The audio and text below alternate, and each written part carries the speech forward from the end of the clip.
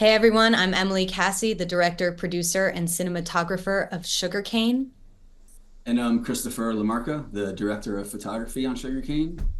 And you're listening to the Cinematography Podcast. The following podcast contains explicit language. You're listening to the Cinematography Podcast presented by Hot Rod Cameras, a program about the art, craft, and philosophy of the moving image and the people who make it happen. Coming to you from the world headquarters of Hot Rod Cameras in Hollywood, California, are your hosts, Ben Rock and Ilya Friedman. Hey, Ben Rock. Welcome back to another fine episode of, if I can say it, the Cinematography Podcast. I think we should leave that in. Hey, Ilya Friedman, how's it going? How you doing? It's going pretty well. Hey, who is on our show today? Okay, so there's an amazing documentary called Sugarcane that you can currently watch on Nat Geo. So if you have Disney Plus or Hulu, you should be able to see it. And I think it's a pretty big deal documentary about the way Indigenous people were treated in Canada, where the children of Indigenous people were literally indoctrinated in Catholic schools and their culture sort of by design removed from them. And this isn't like 1850, like the last of these schools, I believe, closed in 1997. And we have basically co-director and co-cinematographer Emily Kassie and other co-cinematographer Christopher LaMarca. And they're here to kind of talk about this very intimate process that they did that took a long time. I mean, it was like a 3-year process. And when you see this movie, I think it's kind of important that it's like, she's an investigative journalist by trade. That's her whole background, and she talks about that. But like, this is almost a character piece of a documentary where it's like really getting into the lives of the people that it's covering. And it's very, very, very intimate. And they talk about, I think this is an interesting interview if you're someone who's looking to make a documentary or even narrative film, but you wanted to pare it down and have almost no crew. Often it was just the two of them. And like, they even handled sound. They didn't have a sound person. And they talk at great length about that. And anyway, it's a fascinating film. I also wanted to ask you, and I intentionally didn't ask you before now, you just went to Australia. How'd it go? It went really well, actually. Australia was a super productive trip. I took the new Betty Luminous reflector system down there, and it's currently working on a Charlize Theron movie for the next 3 months. So What? I know. So yeah, it'd be pretty cool. A friend of the show, Larry Shear, is the DP of the project. It is for Netflix. It also stars Taron Egerton and Eric Bana. So yeah, it should be really good. That's got to be a very satisfying feeling to be like you made a product and it's being used on by a DP of that stature with stars of that stature.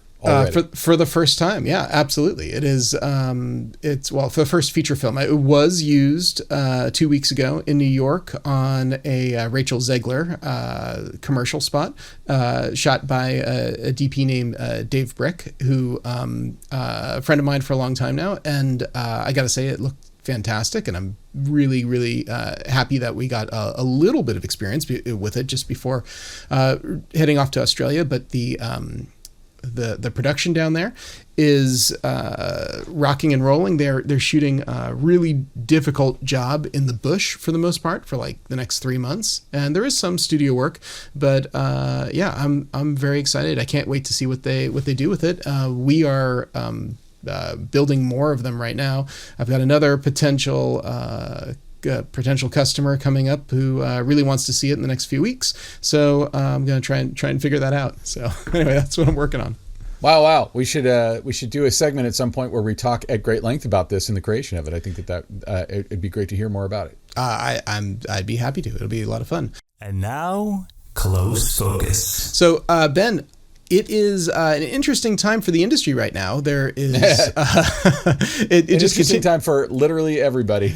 It continues to get more interesting. I know Sundance has been going on, and Sundance I think is now over. Sundance, yeah, definitely over. But it was a weird Sundance. What's your take on Sundance for our close focus this week? Well, the initial vibe on Sundance was that it was a failure this year, which turns out really not to be true. And what it was a lot of historically Sundance like a lot of the big sales would happen at the beginning in the first few days or the first week, and like it had kind of a normal number of sales, but most of them happened towards the end of the festival. It's interesting to kind of scroll through the buyers. Because we're both elderly enough to remember when it was just a completely different slate of buyers. So now it's like, I mean, there are some like HBO films buying a lot of documentaries, and that's something HBO has always been amazing at. But you'll like Mubi, who had an amazing runaway success with The Substance last year. They pop up more than they have in the past. A24, obviously, Neon, obviously. I'd say those are like in the narrative world, those are the ones. Those are the big ones. There was a time where it was Lionsgate or Artisan before that, or obviously Miramax, Weinstein Company. Like those companies just aren't really on as much of the radar of the buyers. But I think the biggest news about Sundance. And what all of us are talking about is this is the second to last year that it will be in Park City, Utah, supposedly. I mean, like, obviously they could change their mind tomorrow, but, Sundance has been synonymous with Park City for, over 40 years, right? Like it's been for there, sure. That's where it's been forever. And, I remember my first Sundance, and, I've been several times. I think you've been more times than I have. And I wonder... I know we've talked about this on the podcast, but like I just wonder about like what essentially about the character of the festival is going to change as soon as it's not in Park City, because I sort of feel like they are one and the same. If you are in Park City, I guess there are people who go there to ski in the middle of Sundance Film Festival, but really people are there for the film festival, and it's a ski resort town otherwise, and it's a small town. It is. We've talked a little bit about this threatening to move scenario before, and in some regards, it is going to move no matter what. Even the one that is not really a move, which is staying partially in Park City and moving much of the festival down to Salt Lake City. I had heard from a couple people was sort of like an insidery way to get more money, was a way for the festival to get more concessions from the state in order to keep it going. Now, Sundance, to my knowledge, has the absolute highest dollar rates for sponsorships of any sort of like festival out there, specifically one for indie films like this. So my understanding was the entry, and this is going back probably almost 20 years ago, the entry level to sponsor Sundance, if you wanted to be an official Sundance sponsor, was about $250K. So $250,000, $250,000 was what was required for the minimum level to sponsor Sundance. I have to imagine that in the last, 18 years or so, it's only gone up. So, they have huge sponsors, tons of sponsors, lots and lots of big sponsors, presenting sponsors, and there's this whole economy that goes on, which are not official sponsors. They just sort of take over the town, that take over all that stuff. Yeah. To have all that pick up and transplant somewhere else, they could certainly do it, but it's interesting because you and I have been reading articles about this, leading up to this episode, and it seems to be that there is some consensus that Sundance has never really captured sort of its magic from pre-pandemic. Had a big drop-off, moved to being a combination online and in-person hybrid, and they've never gotten rid of all of that, and probably they shouldn't. But at the same time, it doesn't feel as crowded. It doesn't feel as, I guess, quite as magical as it used to be, I guess, because, times have changed, things have shifted. Yeah. And with that delay of acquisitions, I think it gave the press an opportunity to really, hold Sundance's feet to the fire and say, look, you guys thought you were all that, and clearly this year is showing that it's not. And then, of course, it turns out that the reports of their demise was greatly exaggerated because suddenly the industry showed up and bought a bunch of stuff. So it's doing just fine. I guess. So the three main contenders in the where will Sundance end up next pageant are Salt Lake City, like you said, Boulder, Colorado, and Cincinnati, Ohio. And all of those are interesting, but I feel like all of them are also like kind of like, I've been to all of those cities. They're all cities, like that are having their own lives going on. And, the thing about Sundance is like when you were there, if you were seeing a movie at the Eccles or you were seeing a movie at the library or whatever, it's like you probably, there were a couple of years where I drove from LA to there. So I had my own car. And there actually was for a while not horrible parking, but the last time I was there was 2019 and there was no parking at all, and everybody was Ubering and lifting around the town.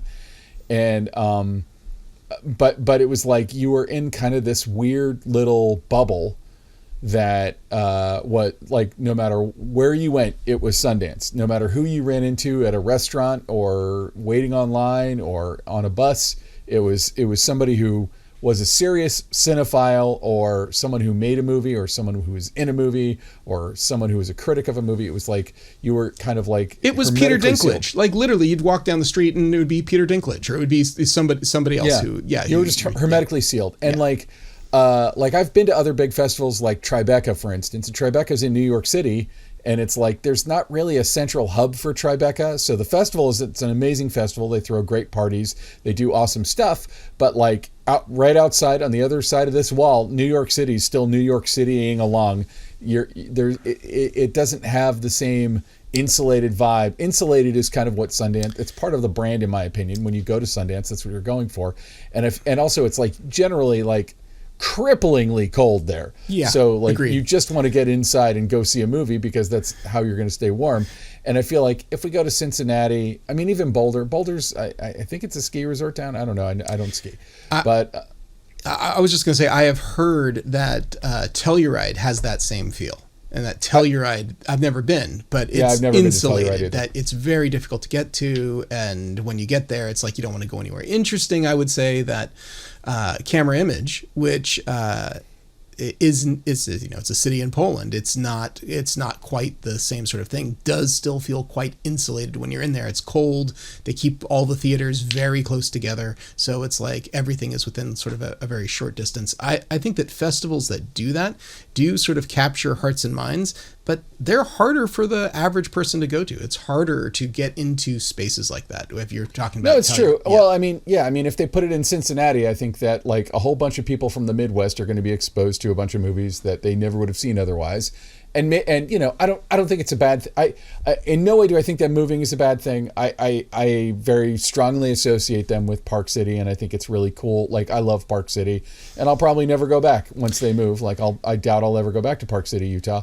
But it's going to be the Sundance Film Festival. But I guess the real question is, how is it going to change when it isn't in a hermetically sealed thing? Like Salt Lake City to me is the least change because they've always done screenings in Salt Lake City. Salt Lake City is a 40-minute drive from Park City. Yeah, it's interesting. I'm not sure how it's going to change either, but it will radically change the tourist dollars that go to Sundance. I know that in the short 2 weeks of Sundance, all the local merchants get to jack up their prices. There's people there who make triple their typical sort of like short-term Airbnb / VRBO sort of rentals. It is a massive boon for the local economy that they probably don't get the rest of the day. Well, what's going to happen when we go to like a normal city that just has regular old hotels? Because everything at Park City is a ski lodge.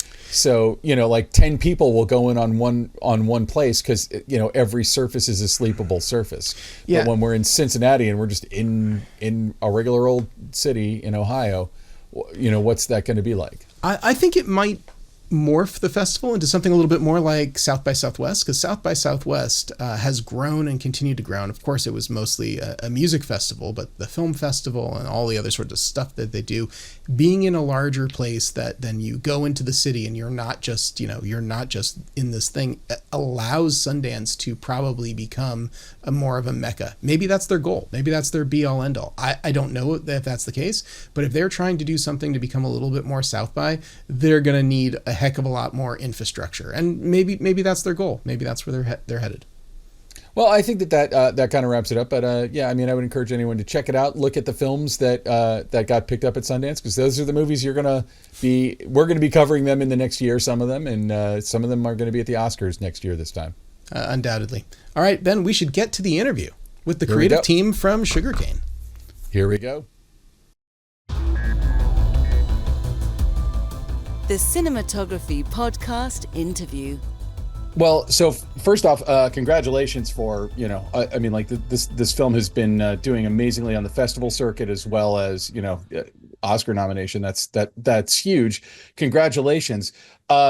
If you could just kind of tell me the genesis of the story, and especially with a documentary like this, I'm always curious, what was the process? How long were you filming? What was, were you, were you with them constantly? Who were you with? Like, how did you break all that up, and how much of the story did you have in your head? All the stuff. Tell me all the stuff. Well, it's really good to be here, Ben, and really special to get to talk with Chris today, which, our partnership has been a really, really tremendous one as well. I'm a documentary filmmaker and investigative journalist, and I've spent the last decade in newsrooms telling stories about human rights abuses and conflicts all over the world.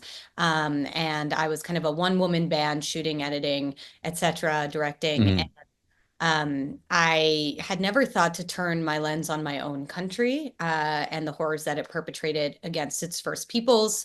Born and raised in Canada, and both Canada and the United States had a system of systematically removing 6 generations of Native kids from their homes and families and forcibly assimilating them at these schools called residential schools or boarding schools. There were 139 of them in Canada and 417 federally funded schools in the United States. And at these schools, these kids faced unimaginable abuse and horrors that went largely unknown and undocumented until now. So despite this being the foundational story of North America and how the land was taken from Indigenous peoples, most of us didn't know. And so I was horrified when I heard, and I felt compelled towards the story, this kind of gut pull. And the other thing I felt compelled to do was to reach out to my friend Julian, who directed the film with me. And Julian and I worked our first reporting jobs together almost a decade ago. We were cub reporters in a newsroom together. And in the years since, he had become this incredible writer and journalist on Indigenous life in North America. He himself is Indigenous. And I asked him if he wanted to work with me on the residential school story, and he said he'd think about it. In the meantime, I went looking for a nation that said they were going to do a search, and I found an article in the Williams Lake Tribune about Chief Willie Sellers in the Williams Lake First Nation. I wrote Chief Willie a cold email. He called me back that same afternoon and said, "The creator has always had great timing. Just yesterday, said we need someone to document this search." So I got my camera gear together, and I was about to go to Williams Lake. And 2 weeks later, I heard back from Julian. And he said he'd be open to working with me. I said, "That's great. I'm going to follow a search at the school called St. Joseph's Mission in this town called Williams Lake." And Julian went silent. And that's when he said, "That's really crazy. That's the school my family attended and where my father was born nearby and put in a dumpster. And that's all I've ever known." Oof. So of 139 schools in Canada, I happened to choose the one school that Julian's family attended, and where we would later find out his father was actually born in the dormitories and found in the school's incinerator, which is a big part of the film. So Yeah, spoiler alert. yeah, in so many ways. It was fated in so many ways. And the other thing that was fated was bringing Chris onto the project. I knew that I wanted to shoot this thing to camera. I knew that I wanted someone with an incredibly sensitive approach and intimate approach, and who could shoot the film in the way it deserved to be, which was as a work of cinema, as an immersive work of cinema. And so I reached out to a friend of mine who he had shot with, and asked, her for, I said, "Who shot this film? Can you send me his name?" And she just sent me his name and number. I called Chris. I'll let him tell his kind of perspective on that. But Chris and I met in Williams Lake with our camera gear, picked him up at the airport and looked at each other. And in that moment kind of knew that this partnership was going to work. And from there, we shot 160 days together, over 2.5 years living in the Wow. community, on and off, in this small town. So I'll let Chris jump in. Really just kind of add to what Emily was saying. Being a cinematographer in this realm and in this world, I get calls all the time, and usually the biggest red flag for a call is when someone calls and wants to do a verite film. And I think it's kind of become a term that people don't fully understand, and especially directors, they don't fully understand what that means. And one of the biggest draws for me to, commit to the first shoot was the fact that Emily was also a shooter as well as a director. And that, Yeah, you both take cinematography credit on the film.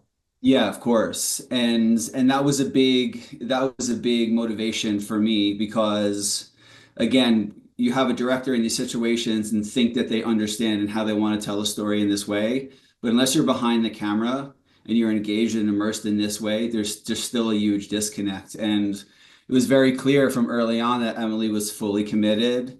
She had a voice and a vision, and she was really down for this arduous journey. And people who shoot verite understand that and understand what it really takes. And it's really I think the most special way to make films. So, well, let me ask you, when, and I'd like to ask both of you, when you're talking about verite, and you're saying that people will ask for it, but, it can be an issue. So what's the correct way to approach verite for both of you?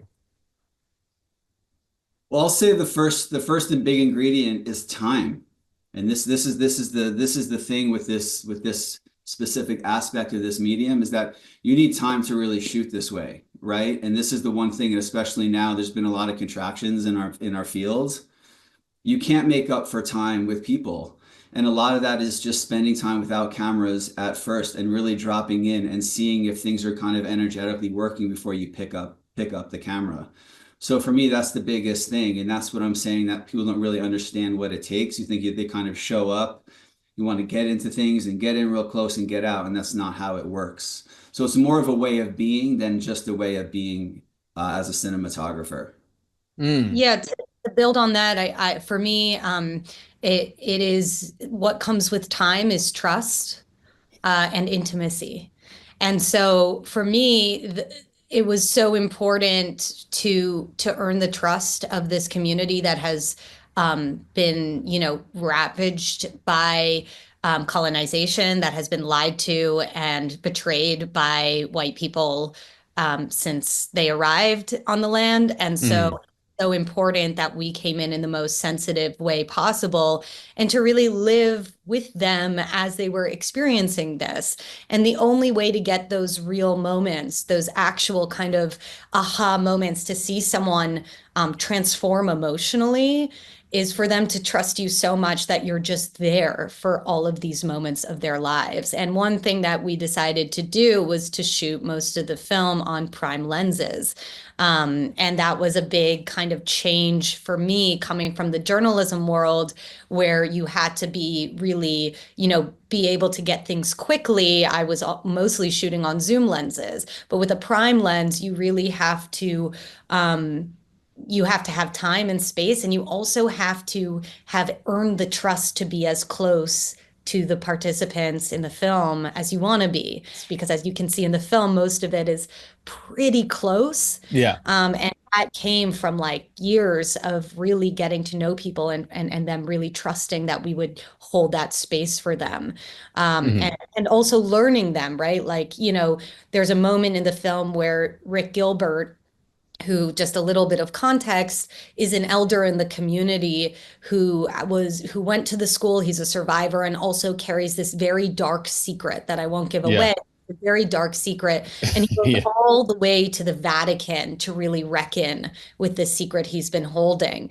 And there's a moment where he's sitting on a bus in the Vatican and he hears a name that means a lot in the context of the story.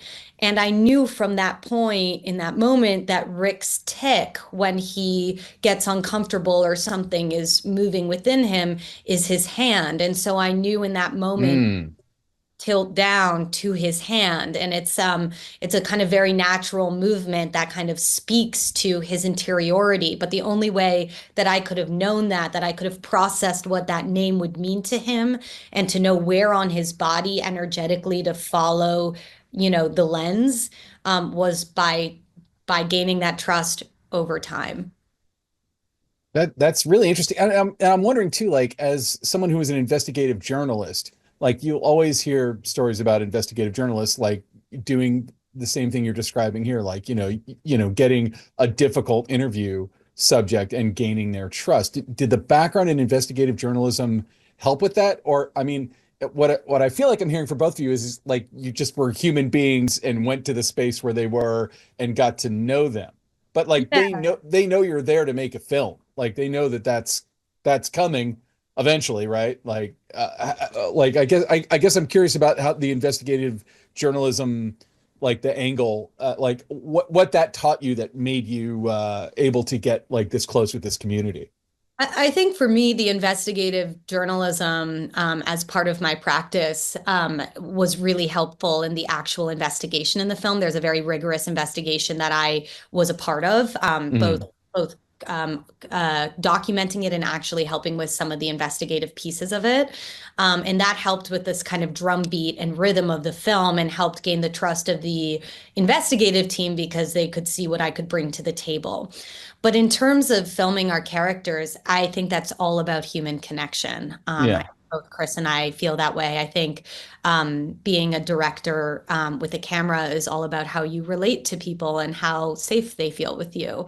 And that is, to be honest, kind of all heart, which Chris has a huge one. And I like to think mine is. I can tell, yeah.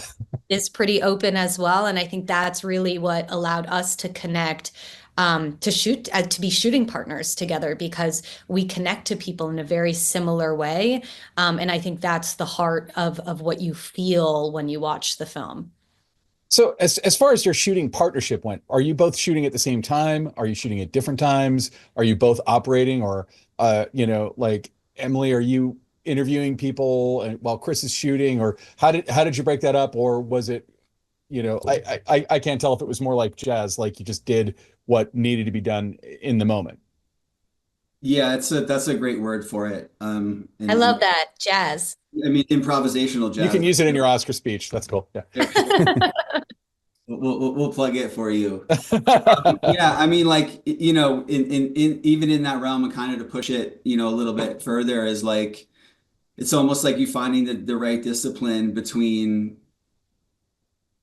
discipline and almost like the full willingness to let go into a space of like almost reckless abandon. So we show up with an approach, an idea, how we're going to be together regarding to the space. What is it like with the people that are there? What is the light like there? So we'll show up there together, but most importantly, we are completely being adaptive to what's happening in the room.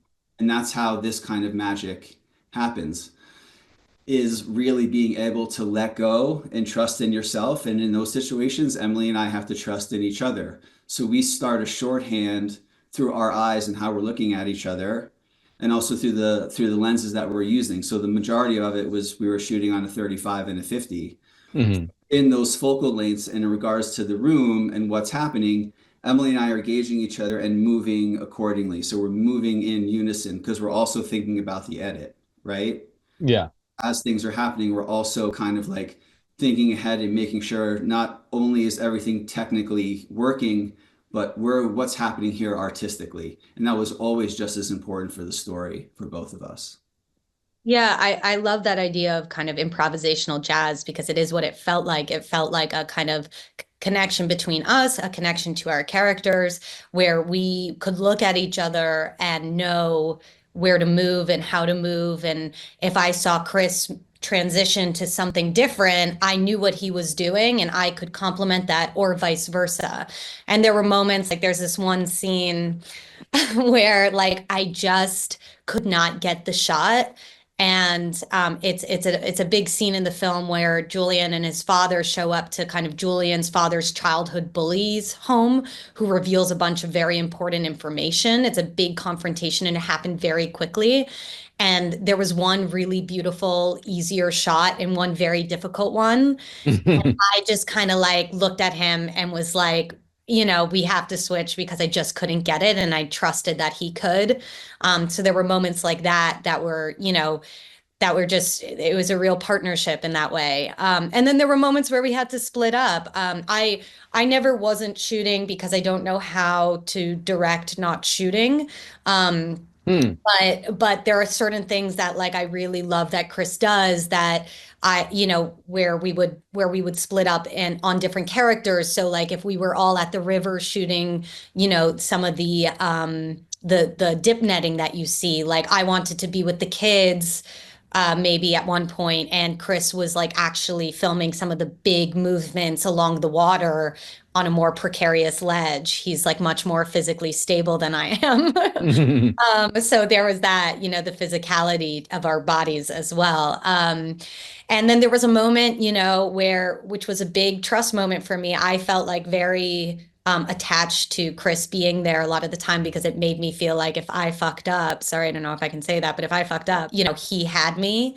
And so there was this moment where Justin Trudeau, the Prime Minister of Canada, was going to visit the community to apologize at the very moment where Rick was going to go to the Vatican to be part of the Pope's apology. So Chris, poor guy, had to stay with Justin Trudeau, and I shot Rome without him. And that was a big moment for me of like, can I do this without him? But at that point, I had learned so much from him, and it's like the thing that I'm most proud of in what I shot of the film, because it's a reflection of the vision that we built together, and that I was able to have the confidence at that point to really shoot it in the way that we envisioned it. Yeah, well, I mean, it definitely felt like one of a piece too. Like watching it, there was never a point where I'm like, well, this was clearly shot by someone else. It all felt very, it felt very cohesive. Now, I want to ask about the idea of shooting on prime lenses. Was it just because zoom lenses are bigger, heavier, more unwieldy, and more like what was it? Was it about the intimacy level, like having Well, you have to move your body, right, Ben? You got to move your body with a prime lens. You can't be over there and then just zoom in to the person. You have to physically be close with them, and you can feel that through the lens. He might say something more insightful. I don't know about that, but I think the number one thing, honestly, Ben, with it is just the way that the prime lenses, they just render the face and they render space differently than a zoom does. I mean, unless you're shooting on like, some crazy expensive ingenues or something like that, and that's the whole tech thing, blah, blah, blah. But in terms of what we were doing and what was available to us, I feel that there's nothing better than being on a prime lens and being in the physical proximity of someone as if you were having a conversation with them. That does something to the viewer psychologically and does something to them personally and spiritually, because what happens there in that moment is that the viewer now feels like they're in the room with the characters and they're on the shoulders of the character. And they're not being told something from across the room, but they're feeling something in a very visceral, close somatic way. And prime lenses, I have found, are the best way to transmit that kind of feeling. No, I get it. I mean, like you guys pointed out my camera. This is a 50 millimeter lens right here. So Yeah, no, you look great. And I would also just say, I think it's really important. It was really important for Julian and I when we were talking about, what this film was as a refutation of, earlier documentary practices that positioned Indigenous people from an arm's length as kind of this primitive people. And there was like the original documentary is Nanook of the North, which is a total fabrication of what life was like, where Robert Flaherty literally called them a simple people, where he had them reenact like biting on a gramophone and pretending that they didn't know modern technology, changing their names to something more palatable for white audience, and also fathering kids up there and then leaving them behind. I mean, a lot of ethical problems there, but I think for Julian, it was so important from a directorial view that this film cinematically was visually also a refutation of that original conception. And so that also played into how we wanted to shoot it.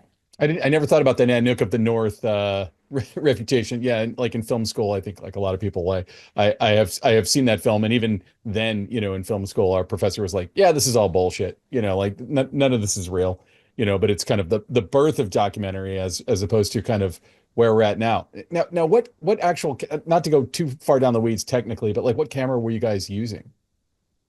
We were shooting on Canon gear. I was shooting on the C500 Mark II. Mhm. Emily was shooting on the C300 Mark II, and it's we can go into a lot of different avenues for that. But I think the one thing that really kind of gets overlooked when we talk about the gear is that this gear also allowed us to run our own sound. And Emily and I ran our own sound on this film. And I was curious about that because it sounds like it was just the two of you there, or yeah, the it's three of one you. thing that no one talks about, which is actually kind of the best compliment you can get. But I also feel like I always kind of want to talk about it because of how important it is to a story, especially a story like this. And when I think about the gear, I think about more of how it enabled us to run the sound than really to get the image that we needed. Because to be in these spaces that we were, just having that one other person, especially with a boom mic in people's faces, that just one doesn't align for this kind of story, and is also for Emily and myself. We're very sensitive, and that kind of energy will shift things in a room, Mm. very, very, very, very quickly. And with that being said, I just, a location sound is its own art form. And I have learned everything that I know. I've learned from dear friends of mine who are location sound people. And we were able to take those tools, take that skill set for Emily and I, and really try and still create that immersive sound experience like there was a sound person there. And that's something I'm really proud of that we haven't really talked about. Yeah, we never talk about it, but it is, also coming from my background in visual journalism, like you don't have a sound person as well. So it was always what I was used to. And I think what was also really important is that what we did with labs is that first of all, to be able to put a lab on someone is a very intimate thing, and for us to be the ones to do that when they already trusted us, they ended up knowing how to lab themselves by the end, but it happens at the very beginning of the day, and then they forget all about it, and it just becomes like part of, it allows people to just free up. And then all they have to worry about is, and hopefully they don't worry at all, is about the two of us being in their spaces. And so that was really key. It was also really important that we could hear very clearly the dialogue, because for me, I'm thinking also, and Chris is too, of course, but I'm thinking about like the moments that are going to play out in the film in context of the other scenes. So I really needed to be in tune with everything that was being said so that I could also be like, oh, they just discovered this one thing, which actually connects to something else we found with a different character. So like I'm also trying to connect the dots as part of the investigation piece with it, right? There's like the energetic capturing the moments, but there's also thinking about the bigger plot and the investigation and how all of these things were going to work together. So it was very important that we were like fully tuned in this very immersive experience of what was happening in front of us.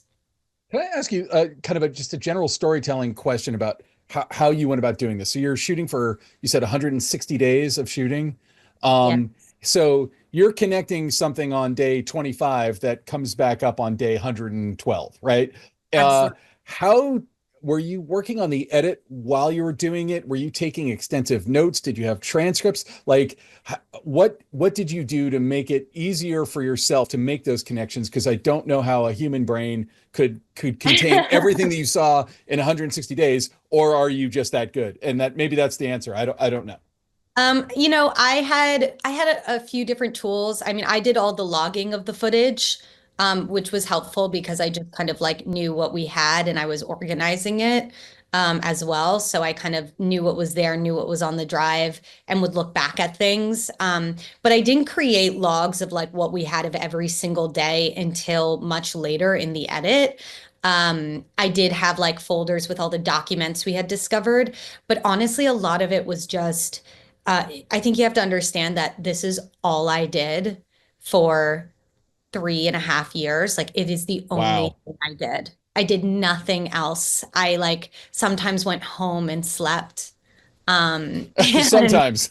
No, sometimes I would go home and sleep and like rest for a bit, but even then I was always thinking about the film. Like I was living and breathing this 24/7 for 3.5 years, which sounds a little bit crazy, but I truly did not work on another thing in any other way. And so it really lived in my body and in my mind, and became like an index. Like I really knew every priest who worked at the school, who had been convicted, what abuses we knew about, what letters I had, if there was a moment in the archive where Charlene discovered a letter from one priest to another about a girl who had gone missing, and then I knew that that was a name we had looked for in the death records, like, and then that was a name that came up when we did this one not interview, but we were filming someone and they talked about this girl. Like all of those things would just kind of connect in a sort of, like A Beautiful Mind, where he's like, all of the things like that felt in many ways like the inside of my head for a long time. Yeah, just like, I mean, even like, we talk to a lot of people who make, narrative features, but they'll be shooting it for like 3 months or something. And it's like, how do you, if you had to shoot a piece of a scene 2.5 months ago, even pulling up dailies and stuff, like how do you keep the arc of everything all clear? And this movie has, several threads. So like, there's a lot, watching it, there's a lot of different threads to kind of follow, several different characters. And so I can imagine, especially given how many days you shot it, like, there's, I can only imagine how many interesting or horrifying plot lines you weren't able to include just because you're trying to, mash it down into a feature length. But like keeping track of all of those various threads sounds, very, very complicated. I'm always interested in people's organizational system for how they keep it all straight, especially something like this where you both were doing it for so long. So if you were on it for 3.5 years, Chris, how long were you involved? We've all been in it. That's the thing about this. There's been no separation in this creative process in most ways. And the one thing I wanted to add, thinking about that in terms of like logging and being organized, the best and most important thing that we did as a team in the field was download every night. And once we get together, once we come home, what you're doing in that moment is that you're recalling all of the things that hit your heart the hardest and penetrated the deepest. And in that moment, that's where the film starts to get made, not on paper, not logging in Adobe Premiere, but from the heart level, being totally, totally clear and focused on what was happening in the day. Where were we the most moved? Where did we feel connected? Where did we feel disconnected? And as that would kind of marinate over time and over the years, night after night after night, you're making the film within your own head and heart without any computers and without any technology. And that is the continuation, and that was the foundation of our organization, of our edit, of our pacing, of our connection to make this beautiful film that we made. And I'll just then paint a picture for you. What that looked like was Julian and I on the couch eating a lot of snacks and going like back and forth and back and forth and back and forth. And then Chris stretching, just doing like incredible stretching movements because he's very physical when he shoots. And so he's got to like work that stuff out or he's going to hurt himself. He's stretching. And then once in a while, he'll stop and he'll turn to us. And Julian and I, we like the way we brainstorm, we're just like kind of spitfiring. And then Chris would do like a monologue on like something that really moved him and how we would be like, whoa, it was like this very incredible creative collaboration and family that we created in the field that was very special and particular to this film. Okay, well, I think that uses up all of our time. I feel like I could talk to you guys for another hour and a half about it. Before we go, I just wanted to remind people to check it out. You can see it on Disney Plus right now. It's on National Geographic on Disney Plus, Sugarcane. It's a beautiful, intimate, wonderful film nominated for Best Documentary, and we'll be looking out for you at the Oscars. Can't wait to see you all. You already have your tickets, you already have your seats and all that stuff? We're working on it, Ben. But we really appreciate you having us. It's a real treat for us to get to speak about, the cinematography and the visual vision for this film. So thank you so much. Yeah, it's amazing for us because, as you both know, there are as many ways to make a documentary as any other kind of film. And I love hearing about, this kind of intimate yet journalistic approach that the two of you have taken. And I think it's a really special film, and I hope lots of people check it out.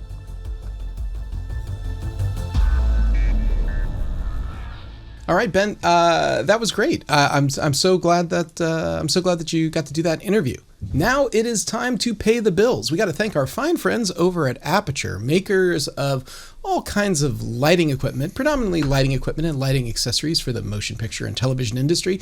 They also have a really incredible YouTube channel, and I want to give it a shout out this week as part of our thank yous to our sponsor. They have been doing usually product related information on there, but occasionally they branch out and they do some education, and they do some stuff that's a little bit similar to the stuff that we do. Like, for example, they had Johnny Durango on recently to talk about flight risk. So that he's in the most recent episode, which is great. The other thing I wanted to mention, though, is they do some other really good educational sort of stuff on there, including just in this past week, what's new in Sidus Link Pro, which is their proprietary remote control application, essentially, which allows you to control their lights. But they also do a very good video, which is all about DMX. And you probably know this because you are a lighting theater guy. Do you know what DMX stands for, Ben? Oh, I actually have no idea what it stands for, but I have all his albums. Go on. Digital multiplex. There's a really great video from last week called What is Lighting Control and DMX? And in that video, it's actually episode 7, but if you are not familiar with DMX, it's a great video to watch to get a real primer, and it explains all of the different parameters and channels and ways in which lights are professionally controlled for stage, live event, and for professional cinema. I recommend giving it a watch. It is, very informative and really well put together. So take a look at the last few videos here on the Aperture YouTube channel, and you'll enjoy it. Thanks again for our sponsorship from Aperture. And of course, if you need any Aperture products or their Sidus Link products, reach out to Hot Rod Cameras, where all of their stuff is available. And now, short ends. So, Ben, it is our short end time of the show. What obscure, abstract obsession do you have this month to share with all our listeners? This month? Okay, this week. We got to come up with 4 of them a month. Yeah, that's true. So, what is it today? So this is maybe a niche thing that people of our age and older would only find interesting.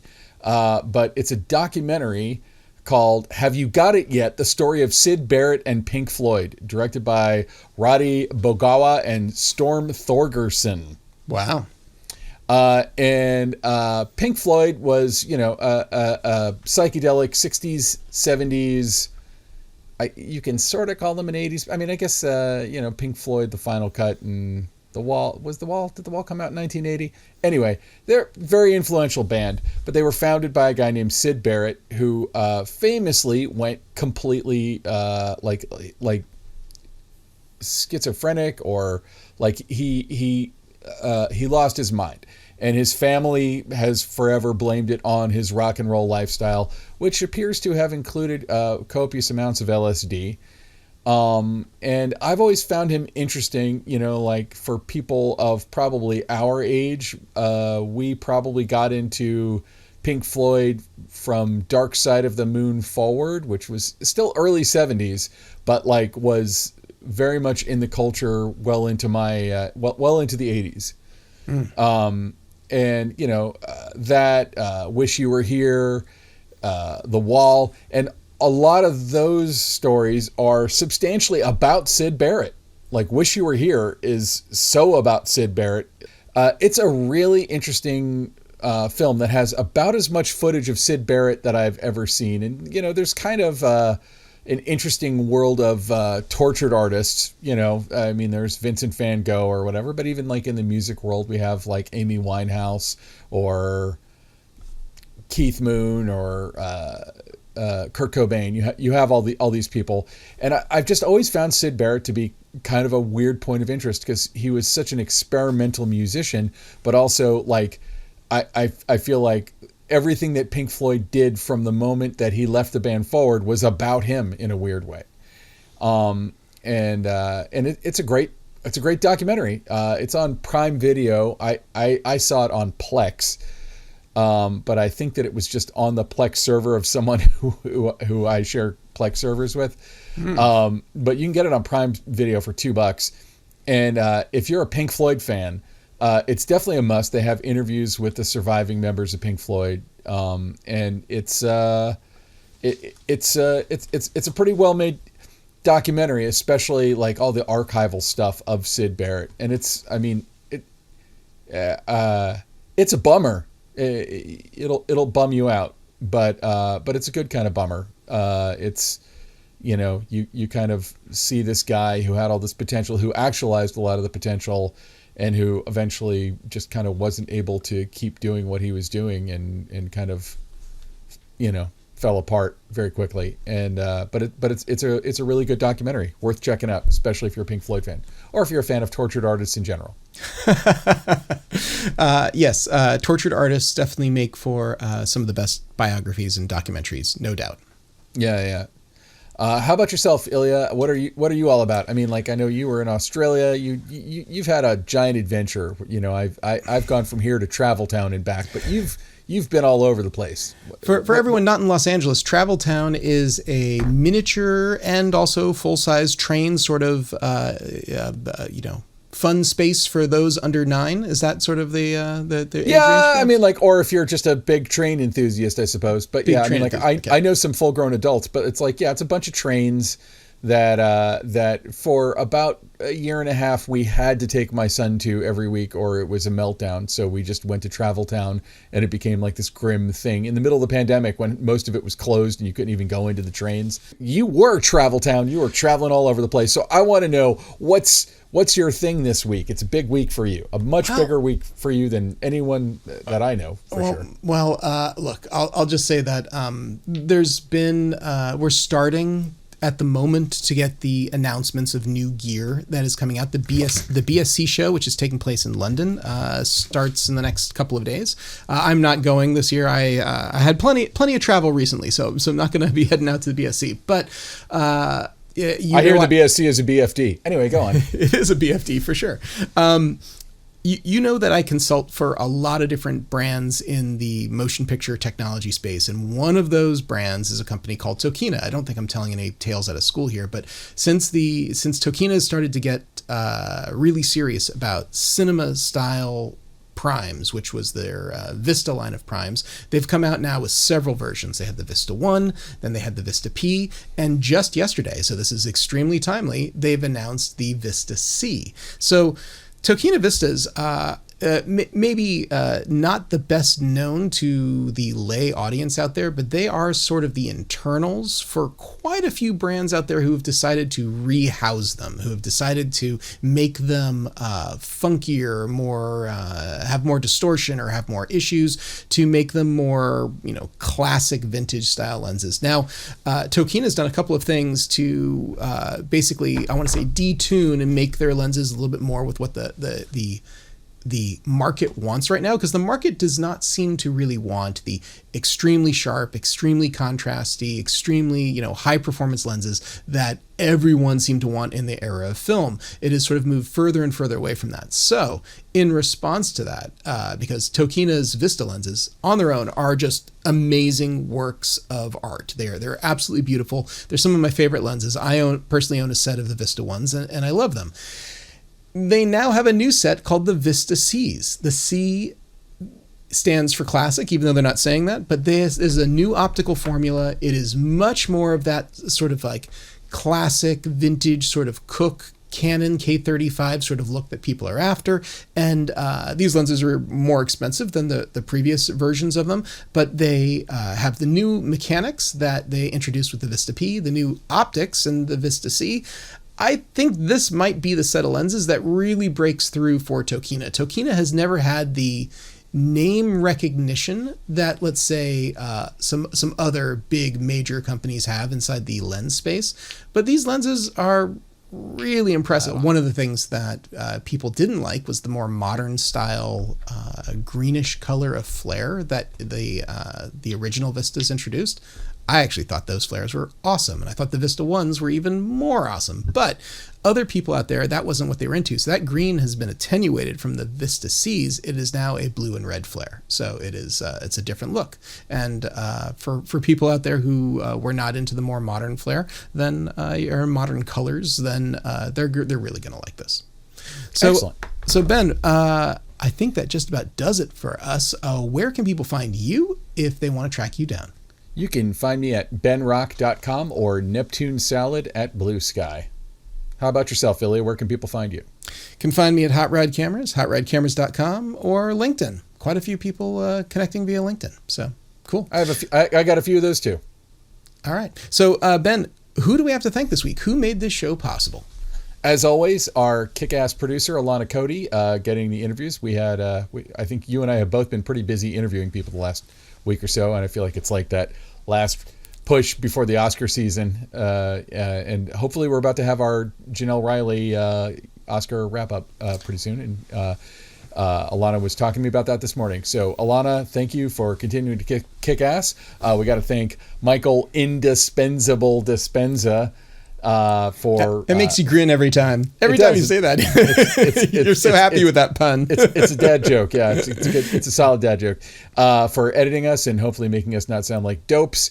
And last but not least, Kays Alatraxi. Extra special thanks to Kays for filling in for you last week. Yeah, thanks, Kays. Appreciate it. Yay. Yeah. You can check out Kays' work at musicbykays.com. He created every scrap of music that you've heard on this entire podcast. He created it. He's an amazing composer and lots of other stuff, as we always talk about. So go to musicbykays.com, drop him a line, tell him that you like his work. That's all he needs to hear.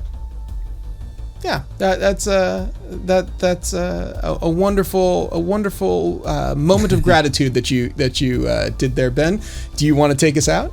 No. Why don't you take us out? Because you've been off in Australia and having adventures. So take us out Australia style. Oh, I'll do my best. Thanks for tuning in. Good day. Good day. This has been the Cinematography Podcast, presented by Hot Rod Cameras. Find your next camera, lens, or accessory on the web at hotrodcameras.com. Don't forget to subscribe to our show on iTunes and connect with us on Facebook and Twitter. Thanks for listening.